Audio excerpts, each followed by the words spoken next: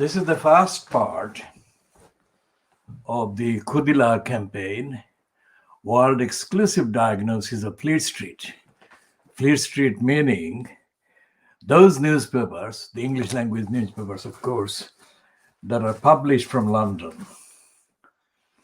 and are generally ignorantly and misleadingly referred to as the national newspapers in the presumed kind of sense that compared to the titles, printed titles published from addresses in the Midlands, say Birmingham, or in Manchester, Greater Manchester, or Leeds, Coventry, other parts of England, or from Wales, or from Cornwall, or from the Northern Ireland capital, or from Edinburgh or Glasgow in Scotland. The national newspaper title is completely false and misleading and factually unjustifiable and unjustified because there is not just one nation. Scotland is not part of England as a nation. Wales is not a part of England as a nation. Cornwall, although deeply suppressed for centuries by being taken over by the promoters of England and English overcoming the English identity being imposed on the Cornish identity. Cornwall is not part of England, nor of course is Northern Ireland. What they are part of, just about, because the lunacy of the lying cabal fronted by the corrupt, Brexiteering, self-seeking Boris Johnson and his co-perpetrators, the United Kingdom is under serious threat of fragmentation, disintegration. And that will come mainly from the anti-Scottish hostility embodied by Boris Johnson and his co-idiots, who have absolutely no idea about the magnitude and the depth of the damage they have been doing to the rights of people in Scotland and in areas that they attack within England. For example, Johnson's corrupt, contemptible insult to the people of Merseyside, claiming that the people of Merseyside, when they complained of grievances and genuine complaints, were being irresponsible and lazy. And they were exhibiting tendencies that had been long observed in the people of Merseyside. It was so offensive that Johnson at the time,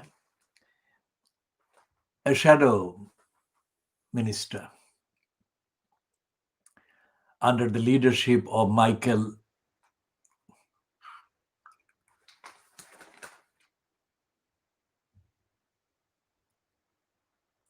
was forced to go to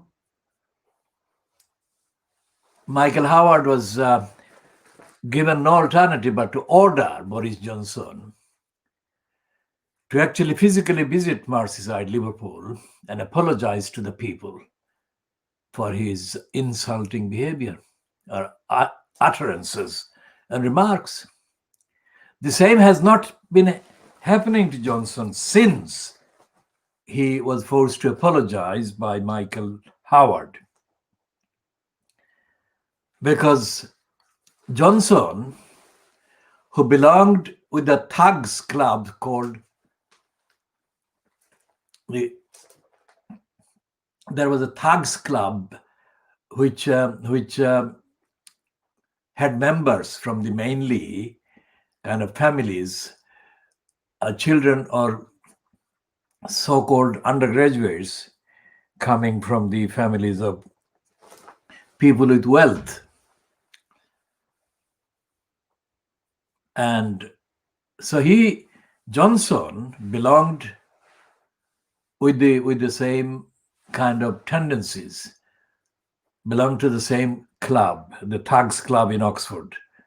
It was not part of the University of Oxford, but a club, association of thugs from wealthy families. So Johnson would not have been under any kind of discipline from his co-thug, David Cameron, because Cameron took over the so-called leadership of the so-called conservatives years after Michael Howard ended being the leader.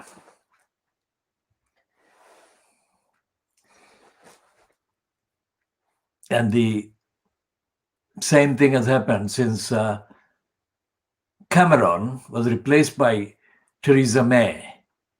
Johnson continued behaving in insulting way and a dishonest way, offensively making comments against people.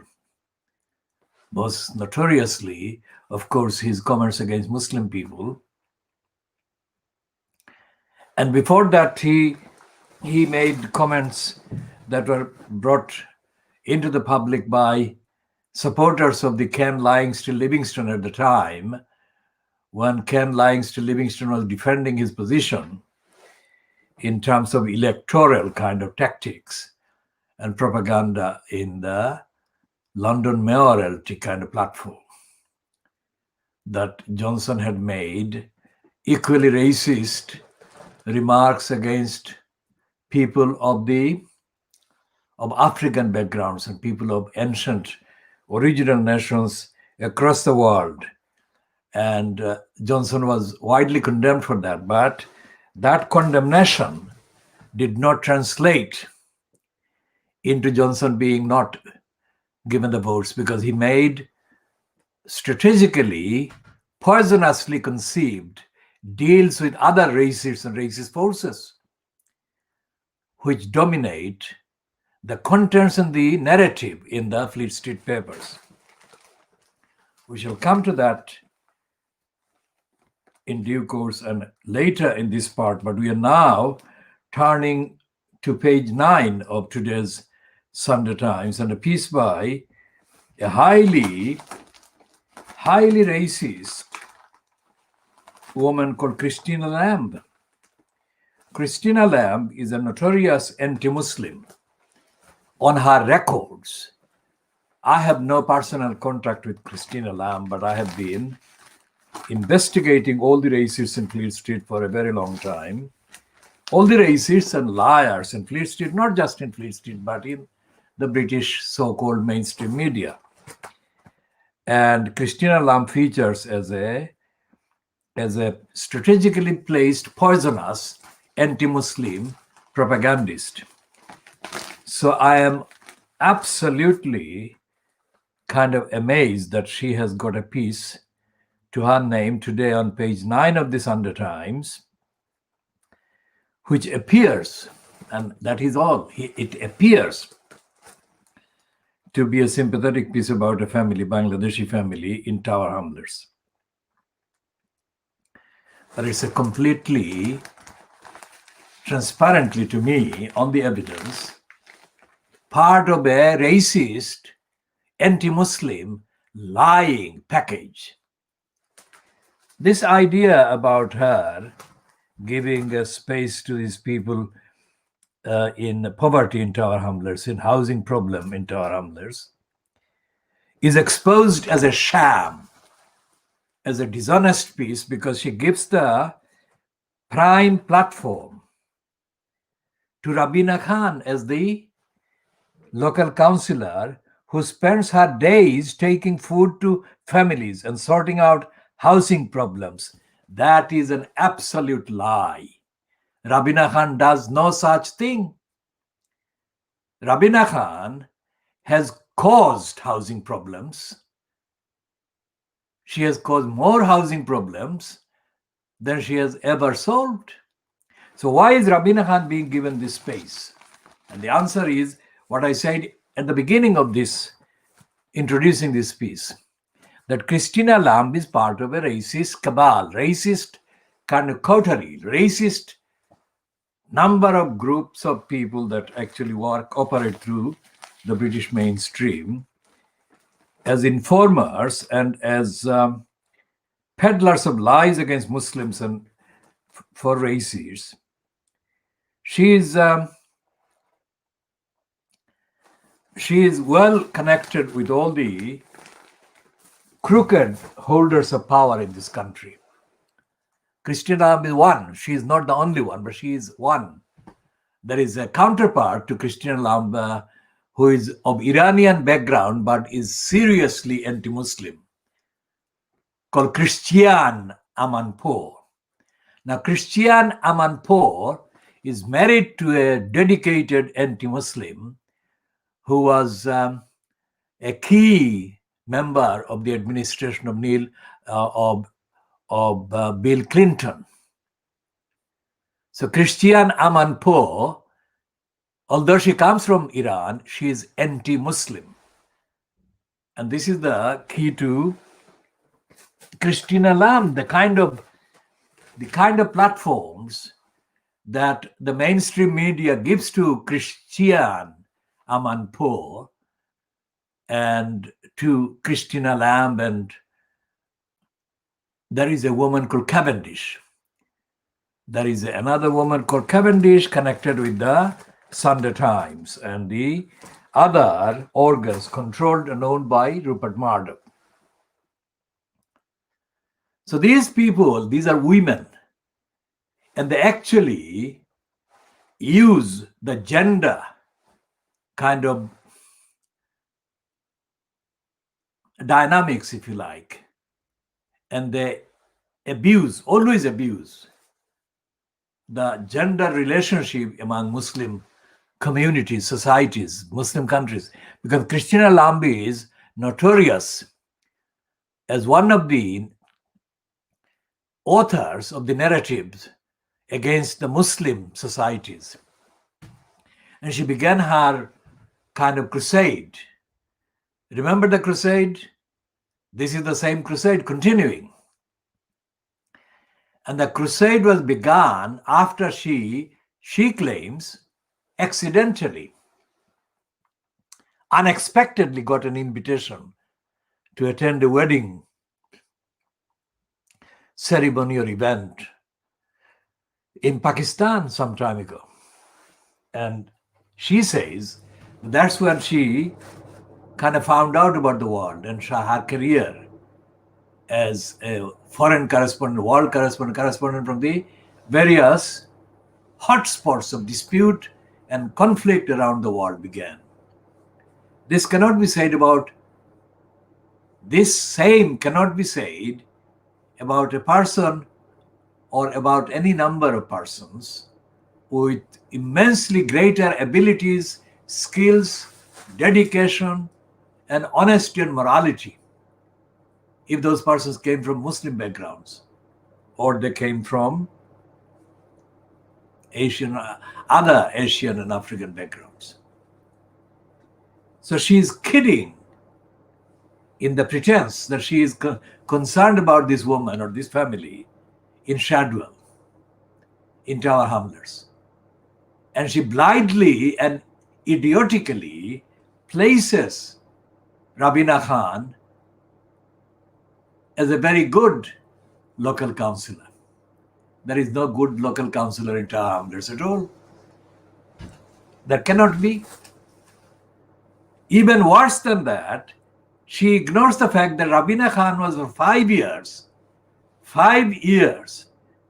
she was being paid as a cabinet member, at the expense of housing rights of the people in Tower Hamlets, while the incumbent in the corrupt post of elected mayor was Lutfur Rahman. And Christina Lamb doesn't mention any of that.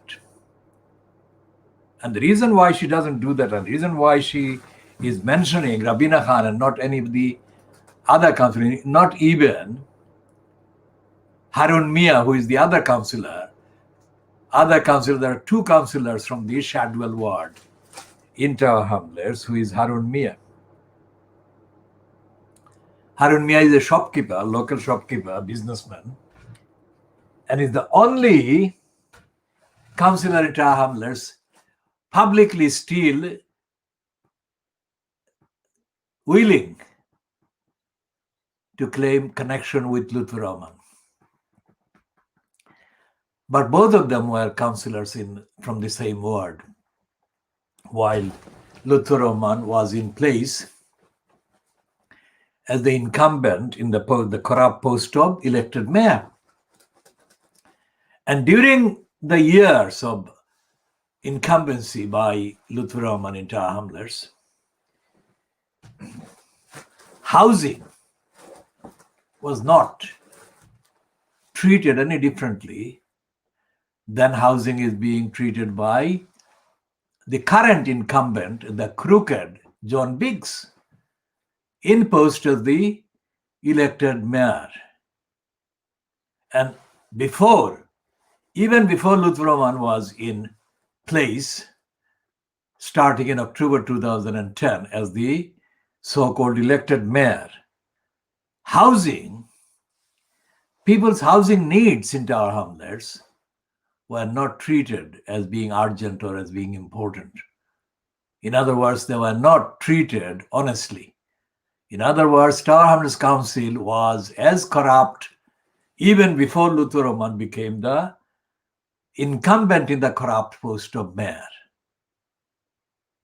So Christina Lam, running this idiotic propaganda piece, giving unwarranted credit to Rabina Khan, is perpetuating a lie that is doing damage to the rights of the people who are victims of housing denial and denial of housing human rights by the corrupt cabal in control of the current Tower Hamlets Council.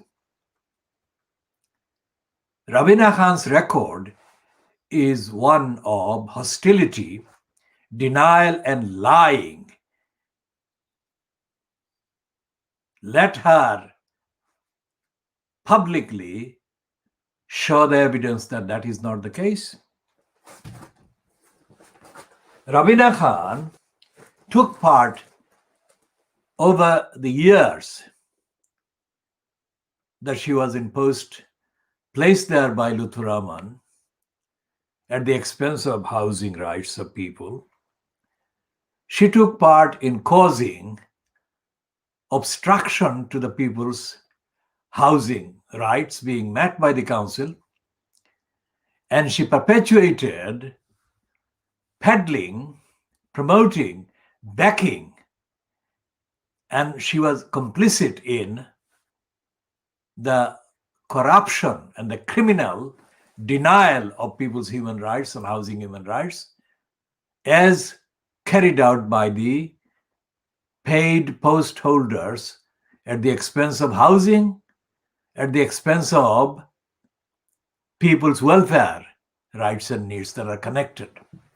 Because of poverty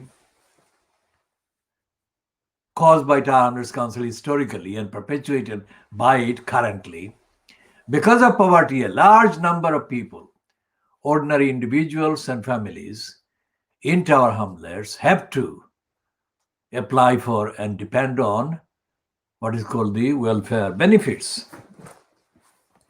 And those welfare benefits include a lot of housing rights, if you like, because the level of people's income, if it is of the agreed level,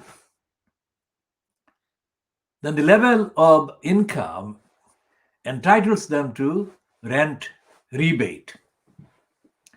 That is to say, their rent is paid if they cannot pay the rent because of the low income. So the rent is paid under what is called housing benefit. It is in effect rent rebate, and now it is called housing benefit. That is a part of the welfare kind of support that the UK state has to provide to people with a certain level of income. And that housing benefit allocation, benefit allocation is done by a thing called benefit service in the council, Tower Hamlets Council. And that benefit service is the wrong name. It should be called benefit disservice, benefits denial, because the criminal, that is a liar, who heads that particular section is called Steve Hill. That Steve Hill is a criminal. And Rabina Khan, for 5 years, colluded with the racist and criminal liar Steve Hill for 5 years.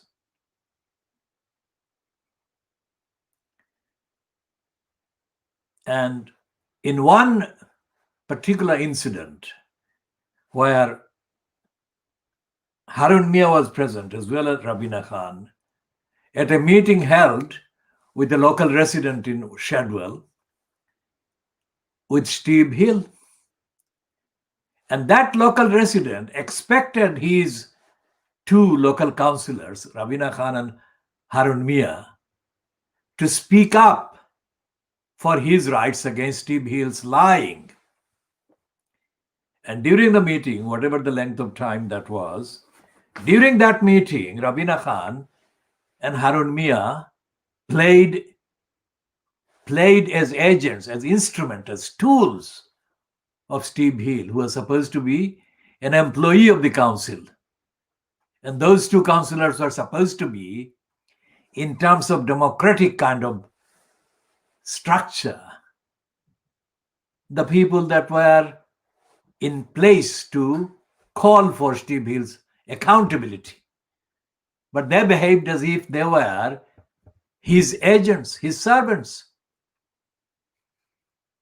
So today, in the Sunday Times, 17th of January 2021, Christina Lamb blithely, that is stupidly, passes off Rabina Khan as a local councillor who spends her days delivering food to the people of the pandemic kind of attack. That she cannot do. She cannot be possibly doing that even for a few hours every day, let alone the whole day. So Rabina Khan has got a line with the Liberal Democrats who employ her as a kind of under preparation careerist based in the establishment of one of the corrupt Lib Dem members of the House of Peers. And Rabina Khan gets placed in the Fleet Street kind of media. Any topical issue, and she has got a mention. And the Fleet Street criminals never bothered to check the veracity of any claim that is made by Rabina Khan or by others in her kind of propaganda kind of operation that is linked directly to the Lib Dems. Remember Lib Dems? The Lib Dems were in power in Tower Hamlets Council for 8 years, from 1986 to 1992. Was it 94? 1986 to 1994. And during the first year of their coming into power ever, of course, they came into power known not as Lib Dems, but SDP Liberal Alliance, but the actual kind of political influence in Tower Hamlets at the time was asserted and exerted by a group of racists that included Eric Flounders and Jeremy Shaw.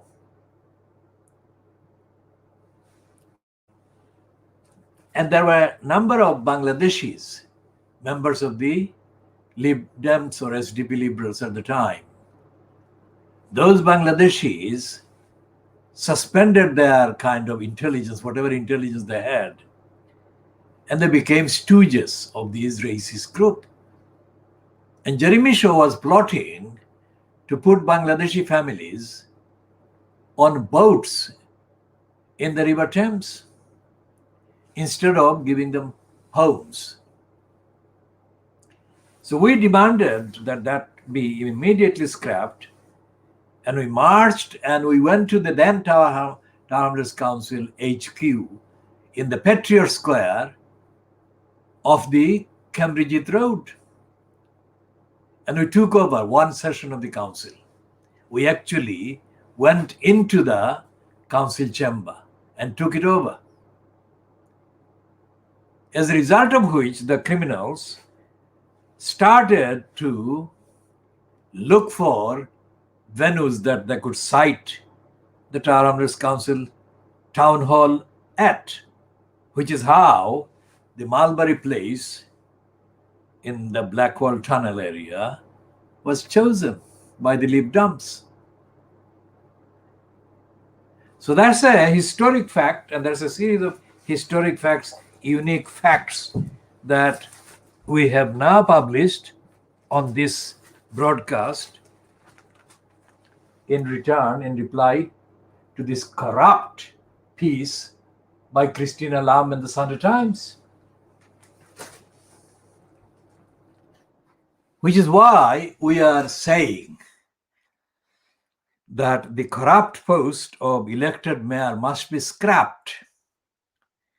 Although crooks held control in Tower Hamlets Council before the mayor system so-called was imposed, those crooks were less able to inflict as much damage as a crooked mayor post holder can do.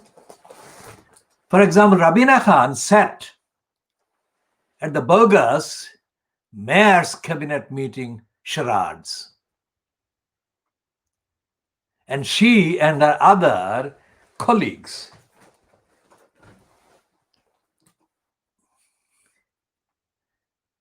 in the joke cabinet fronted by Lutfur Rahman sat there, either beaming or grinning for the satisfaction of Lutfur Rahman, who was as empty and devoid of information and knowledge and sense or shame as they were. They were grinning all around. They were not telling the truth, and they were not solving the housing problems. So these are the people that got elected by knocking on the doors and telling people that as Bangladeshis, they would do their best and the utmost to help Bangladeshi families and individuals. They never did. For those who are watching this program or this kind of channel online for the first time, or those who have not been reading our exclusive, world exclusive factual reports that we have been publishing for ages and ages about the behavior of the crooks in Tower Hamlets Council, let this update serve as an introduction to the necessary knowledge. This channel is unique in that we are looking at the facts of the contents of Fleet Street newspapers, but we are also looking beyond the contents, what actually are the facts behind the particular contents that appear in the papers. And the example is, of course, this one today has been so far our multidimensional look at the Christina Lamb piece, which is an idiocy, which is an insult to the people, victims of the housing failures by Tower Hamlets Council. When we say that Lutfur Rahman was as devoid and as empty as Rabina Khan, we don't say that because we have an agenda against either of them. They are not worthy of being targeted for their own wrongs.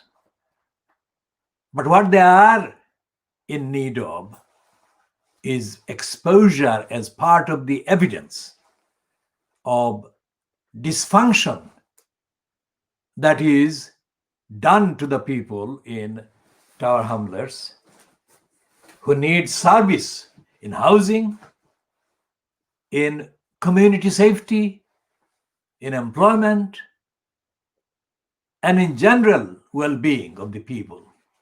The locally elected council owes the duty of care. And housing needs are among the first and the foremost human rights in terms of the needs in a community that people are entitled to, individual people and people in families and so on.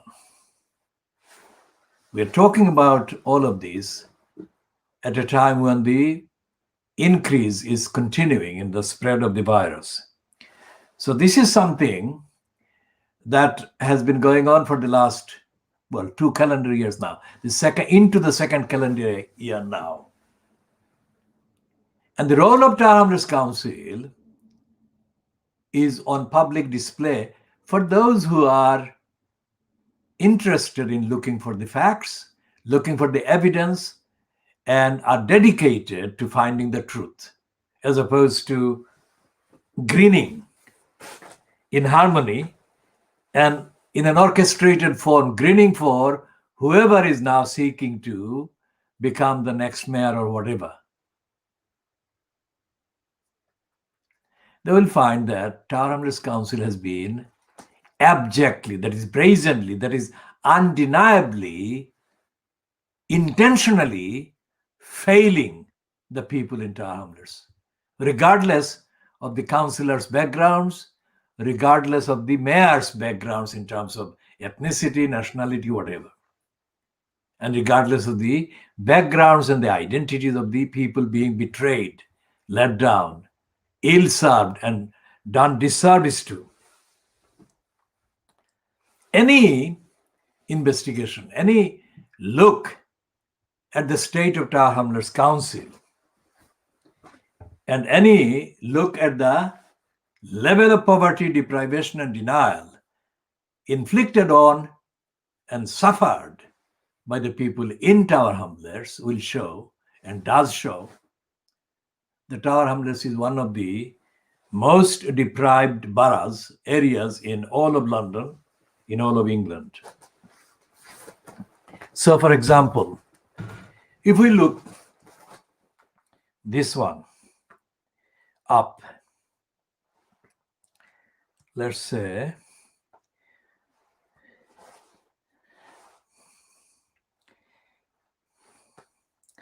look up something like most deprived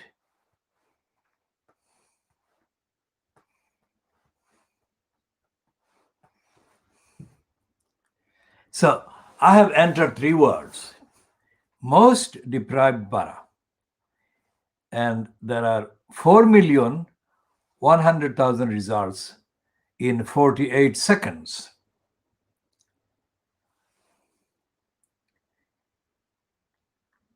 And the deprived boroughs include, of course, boroughs that are surveyed by a thing called a place or a group called Trust for London. And this one is a report dated 20th of April 2020. But the main heading of the report is Modeled Poverty Rates by London Borough. That is 2013 to 2014. and it has got all the boroughs of London. And guess what? It has got Tower Hamlets with the most poverty. And Newham is the one after that.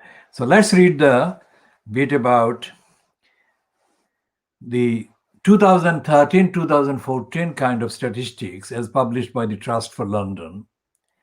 The most recent estimates at that time, they're saying, of overall poverty rates for London boroughs are from modeled small area estimates using 2013 to 2014 data.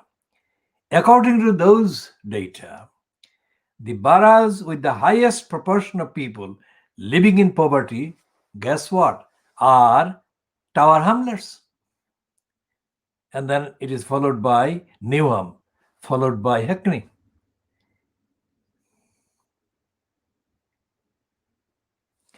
And in contrast to these three boroughs, the boroughs of Bromley, Richmond upon Thames, and Bexley have the lowest rates of poverty. So Tower Hamlets has got the highest, 39%. And Newham has got 37%. Hackney goes 36%. That was 6 years ago. Data 6 years ago. And now the data cannot have the ratio, the proportion cannot be any fundamentally different from what those data of those years, 6 years ago, show. And let's look at this one from London councils.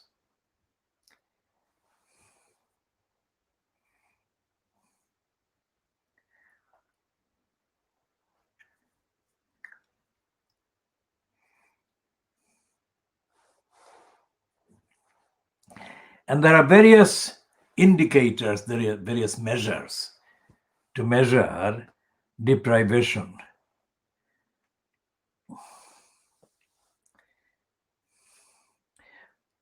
Two London boroughs rank within the 10 most deprived authorities in England: Barking, Dagenham, and Hackney. That is what they're saying. And there are three further boroughs: Islington, Newham, and Tower Hamlets. So let's say the Tower Hamlets remains within the first 5 boroughs with the most poverty. So if anyone wants to know how wrong this piece is by Christina Lamb in the Sunday Times, they can check those statistics that I have representatively, in terms of numbers, in terms of the statistics I have referred to. And they can go into thousands of items about poverty across London, across England, and across the UK. And they can find that when they add up the total finding, total evidence, they will find that Tower Hamlets is among the 10 worst boroughs in terms of poverty and deprivation. The poverty and deprivation include and can be measured by the lack of housing, lack of employment, and lack of other environmental factors. And on all of those, Rabina Khan, when she was in the so-called cabinet, fronted by Lutfur Rahman, she was negligent, she was incompetent, and she was irresponsive and irresponsible.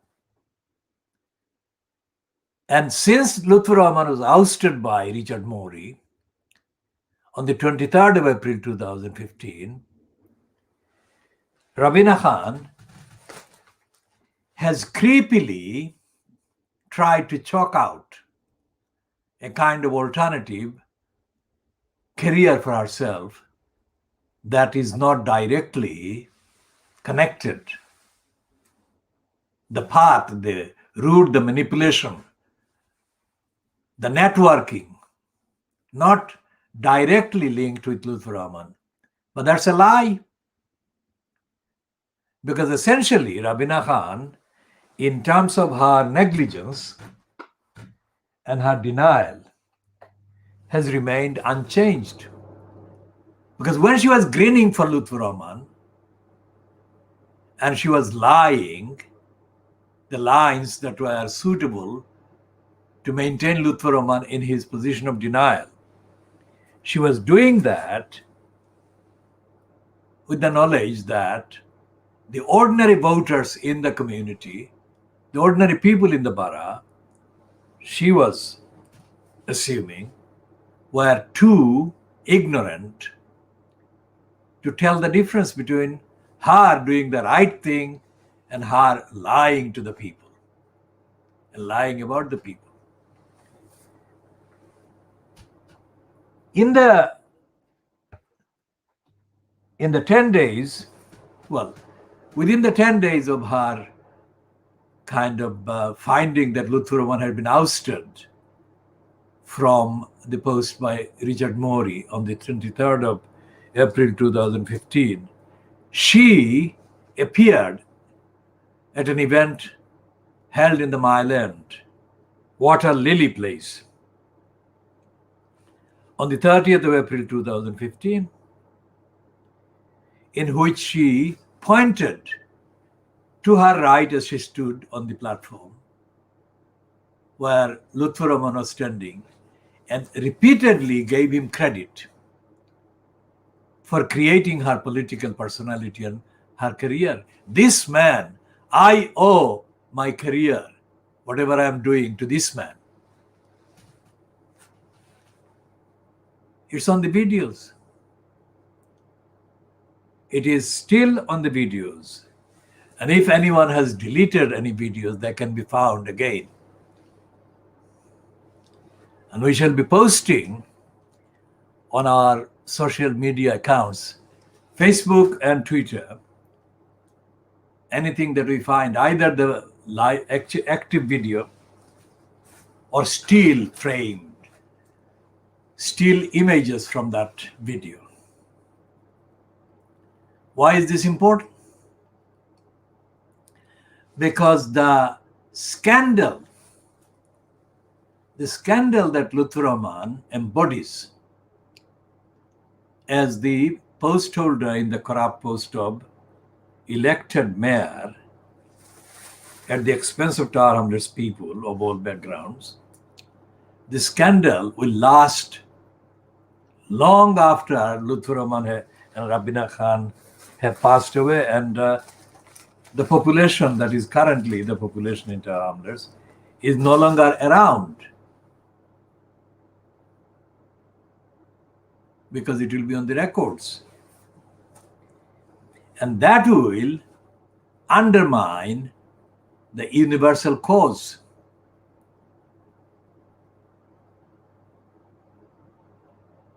For anyone who claims that they have been victimized by racism or anti-Muslim hostility in the context of Britain, in the context of British society and beyond.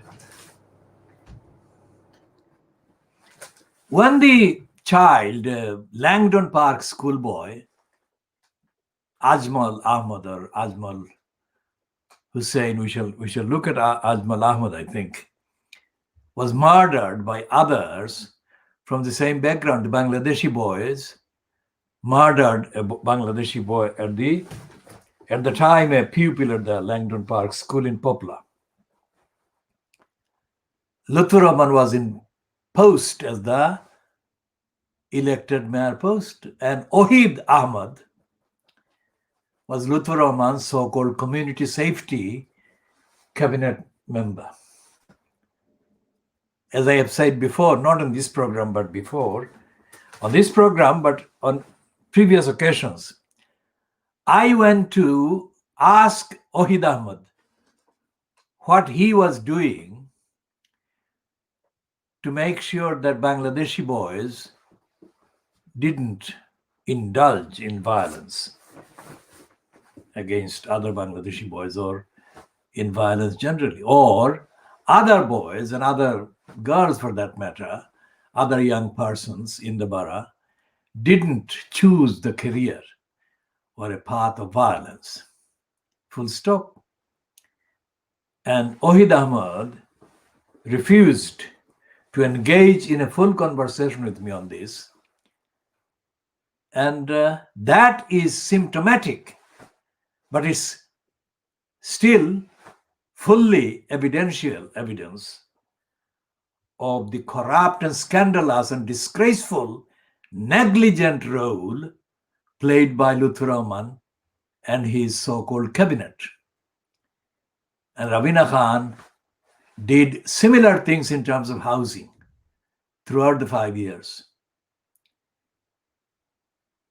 So Christina Lam today in the Sunday Times is perpetuating a lie and a set of lies and a pack of lies in this piece.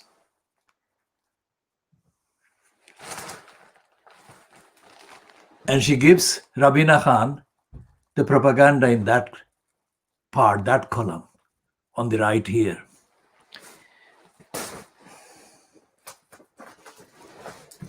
So when we say that we are diagnosing, this is a world exclusive diagnosis of police state. We don't say that lightly. We don't say that lightly in the sense that we don't do that because there is no alternative word to use. That's not the case. We do that because no channel that we know, or no channel that anyone can cite to us actively by sending us the link or the links, no other channel exists that is looking at the role and the contents and the backgrounds of the mainstream printed papers, either on Fleet Street or anywhere equivalent counterpart in any other part of the Western Hemisphere. Or indeed, in terms of numbers, looking at the English language, let's say internationally accessible English language titles in India, either from Calcutta or Bombay or New Delhi or Chennai, which used to be Madras, where most of the operations of the South Indian kind of media kind of take place in Chennai. There is not. And as we said before, not today but earlier, that we are investigating the Indian as a whole film industry. Both the ones based in Bollywood, that is Bombay, Mumbai, and the ones in based in Chennai and in Hyderabad and others, the languages that we are covering, the films that have been termed blockbusters and sold in large numbers are in the following languages: in Hindi, in Telugu, and Tamil, in the Kannada language and Malayalam languages. All these scripts that we have been examining, and we have examined now 130 or so kind of films, most of them promoted as blockbusters. We have called these films and the scripts factory produced scripts. We shall go into itemized details in due course, but that is what seems to be the pattern. Whether they are produced in Telugu or Malayalam or Kannada languages or Hindi language or in Bangla, these are languages that really do not distinguish them. The languages are for the local kind of population of the consumer base, so-called, but actual themes are really very similar. And this extrapolates or can be extrapolated or applied to describe the role of the, let's say for the beginning, English language papers published from Delhi and Mumbai and Chennai and Calcutta. These are the 4 places where most of the media operations are based. Their agenda is similar to one another. There is no serious investigation into the roles of the UK loyal, that is to say, still loyal to the empire, English language titles that are printed and published in India. And there are various things, cross kind of identities, if you like, or the cross similarities, the cross texts and scripts we have found in the Indian English language titles and the blockbuster scripts. There are more pro-empire, that is to say the British Raj, references and invocations in those scripts as well as in the media than there are anti-imperialist references. So there are pictures in some of the background pictures shown in the films include the pictures of M.K. Gandhi, and some smaller numbers include the picture of Subhash Bose.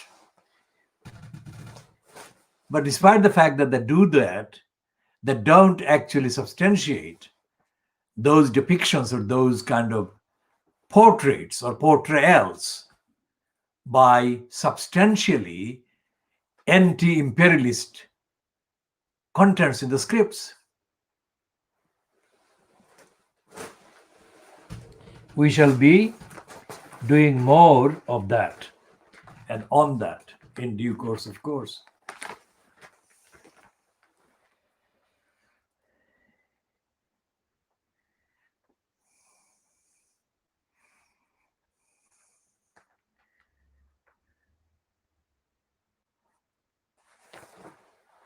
So there are pictures of Davina McCall and Amelia Fox on the covers of the Sunday Express and the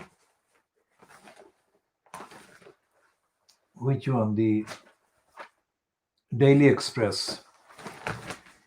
And we said yesterday that Fleet Street objectifies the bodies of women.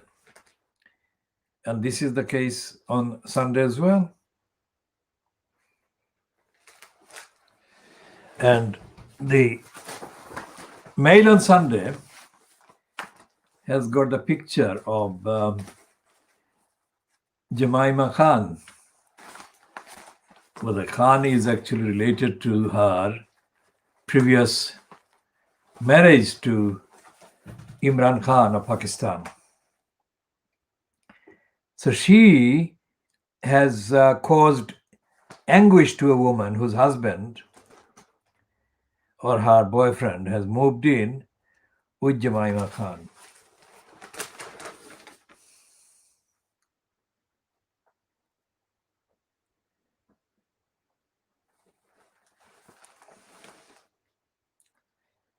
It is a tangled romance featuring a high-profile socialite and an acclaimed writer, just like the kind of intrigue that might interest fans of the hit television series The Crown.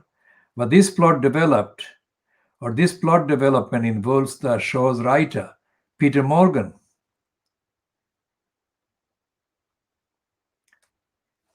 She, just weeks after announcing his split from actress Gillian Anderson, Mr. Morgan has apparently moved on to his next love, film producer Jemima Khan. Well, Jemima Khan is being introduced to the film producer for the first time here.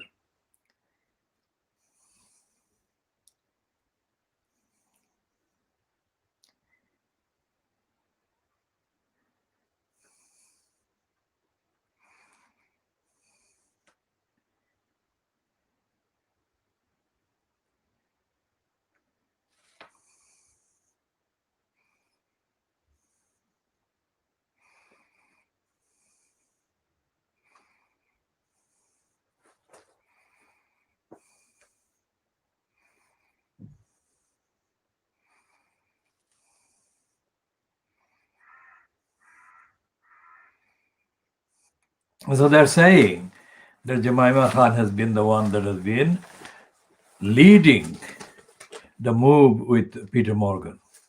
Why is Jemima Khan being mentioned here in the context of objectification of the women's body, which is how I introduced this, is simple. Because when Jemima Khan was reportedly in a relationship, starting a relationship with Imran Khan, while she was still a student at Bristol University, there were already kind of claims that it was Imran Khan who needed the relationship. And the subsequent events have shown that Jemima Khan has had many more relationships than Imran Khan has had. That would suggest that compared to her, Imran Khan is more stable and she is not stable. And her description, her being described as a socialite, is to do with the fact that she has inherited money from James Goldsmith, her father.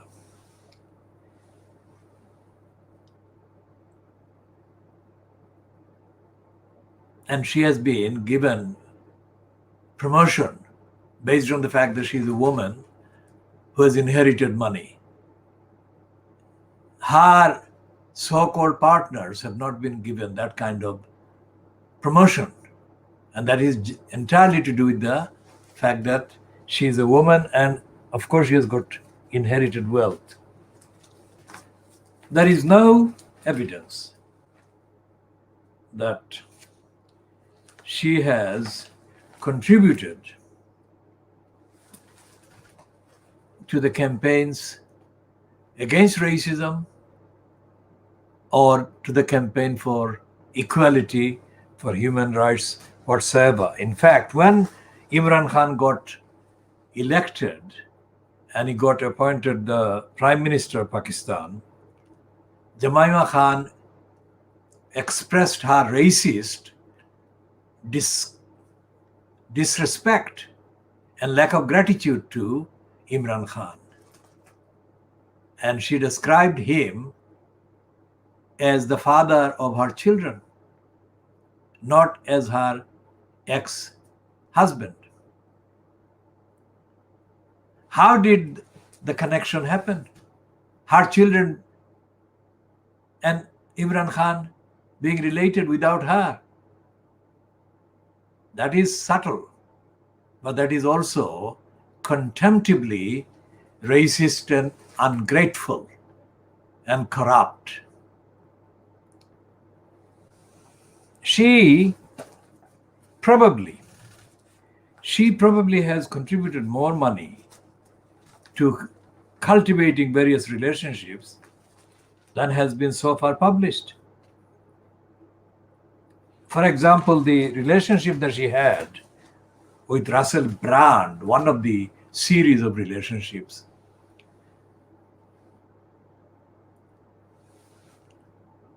is the subject of evidence-based claims against Jemima Khan.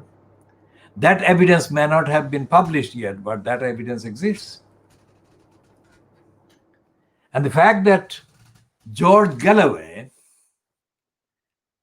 allowed Jemima Khan an interview while he was MP in Bradford West speaks volumes about the fact that Jemima Khan is promoted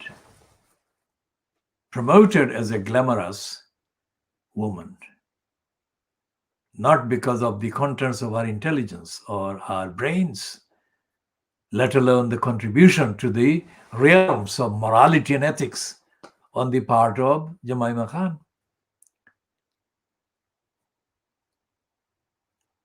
And the fact that she claimed that Galloway told her that he had become a Muslim is also intriguing, because Galloway has not told the same to anybody else.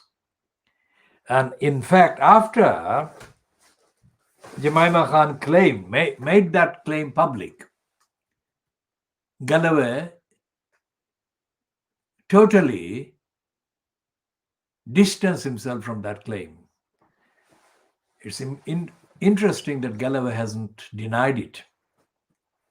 But the fact that he made that claim to her speaks a lot about Galloway's own attitude toward Grandma's women. When he appeared as a fellow newspaper reviewer, so-called, on Sky News,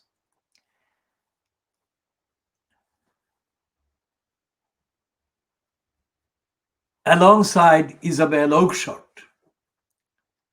Galloway was visibly taken in by Isabel Oakeshott. His language seriously imbalanced by his keenness to ingratiate himself on screen to Isabel Oakeshott. It was, of course, many years before she and him became even closer politically, when George Galloway became a disciple of the racist Nigel Farage and became a strong Brexiteer.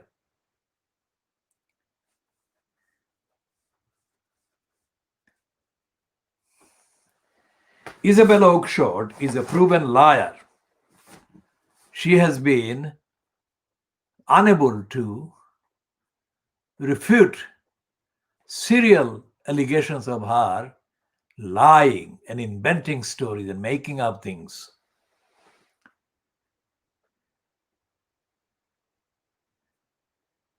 And yet, Isabel Oakeshott is given platforms by the mainstream.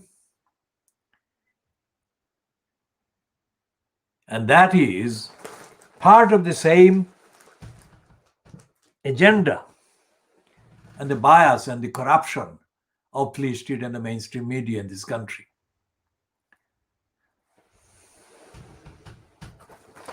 So what is the Mail on Sunday doing today about Robert Maxwell? They're saying that this is a piece, two-page piece, or two-page spread by the Mail on Sunday about Robert Maxwell, three-page spread actually.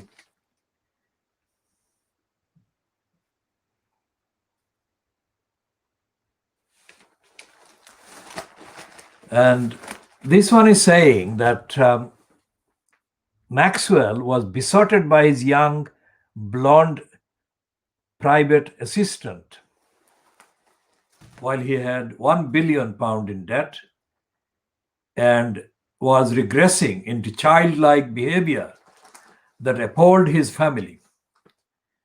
Maxwell's last days before drowning are reconstructed in electrifying detail in a new book by the Supreme Chronicler of Modern British Scandals. Now that's a very seriously big claim. Supreme Chronicler of Modern British Scandals, as if scandals are an achievement, not disgrace.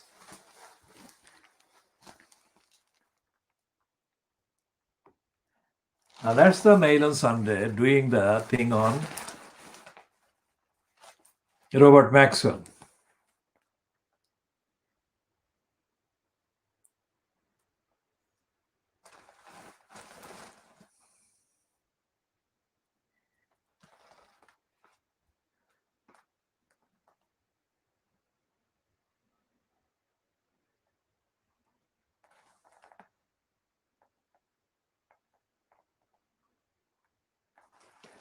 And they're saying that in the next week's Mail on Sunday, will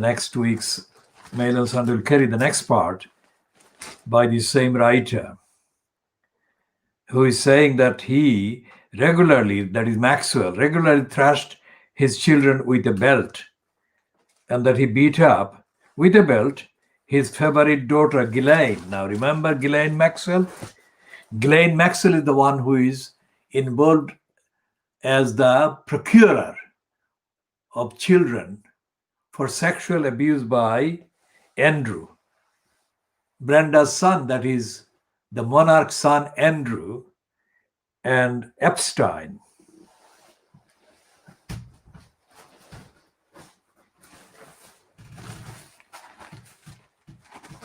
So what is the introductory piece saying in the John Preston piece?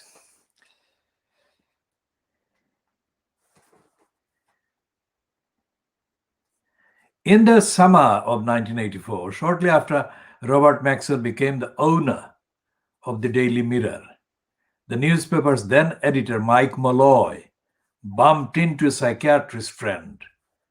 How, asked the friend, was Malloy getting on with his now new billionaire boss, then at the height of his global fame and power? He's pretty eccentric, Malloy told him. He's not eccentric, replied the psychiatrist, Tom Pitt Atkins. He's mad. I've got people inside who are less crazy than him. You actually think he's clinically mad? Pitt Atkins nodded. Does he have a group of executives who are bitter rivals and only answer to him directly, he asked. Malloy said that he did. Does he micromanage trivial matters but leaves important decisions deliberately vague and then blame others when things go wrong? Again, Malloy admitted that he did. How does he treat his family? Malloy said, like slaves. The man's off his head, said Pitt Atkins. He will end up bringing his whole empire down around him, said Pitt Atkins. As for Maxwell himself, Pitt Atkins suggested he will probably die unexpectedly, perhaps in some sort of explosion. When Malloy mentioned that Maxwell had always said he wanted to leave a great heritage for his 7 children, Pitt Atkins offered a prediction of his own. He will leave nothing to them, he said, just ashes. Now, if that is a correct reproduction of what actually transpired between Malloy and Pitt Atkins about Maxwell, then of course it has been totally vindicated by events. And we shall be looking at crooks controlling Fleet Street titles in due course. But before we do that, we shall be taking a break and we shall be talking more about this in due course.